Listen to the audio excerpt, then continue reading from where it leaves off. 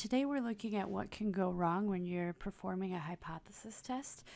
There are two possible errors that you can create, a type 1 and type 2 error.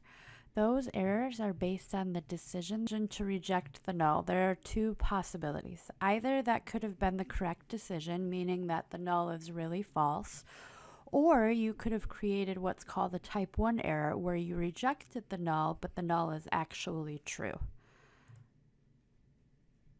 Or the decision that you made could have been failing to reject the null, where there's two possibilities then within that. So if you failed to reject the null, either you could have done that correctly, meaning that the null is actually true, or you could have created what's called a type 2 error, where you failed to reject the null, but the null is really false, so you should have rejected it. Now, just as a reminder, you do not know if you've created these errors. You just know that that potential is out there. So we're going to talk about this in a scenario where we have a null hypothesis that Rogaine does not increase hair growth in balding men, and an alternative where something is happening, meaning that Rogaine does increase hair growth in balding men.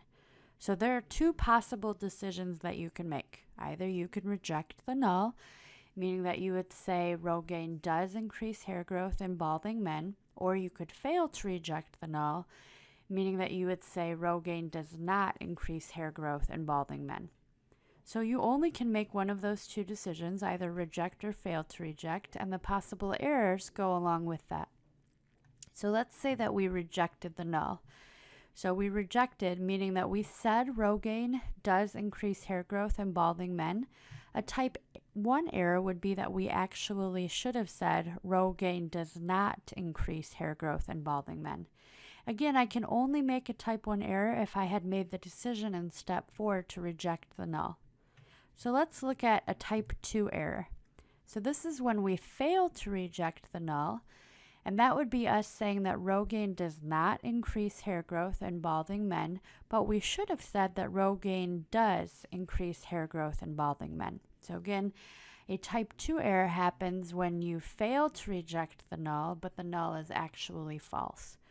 So when you are doing hypothesis testing, there's two possible decisions: reject or fail to reject the null. You can only potentially make a type 1 error if you made the decision to reject the null. You can only potentially make a type 2 error if you made the decision fail to reject the null. Again, we don't know if we've made those errors, we just know that that potential is out there.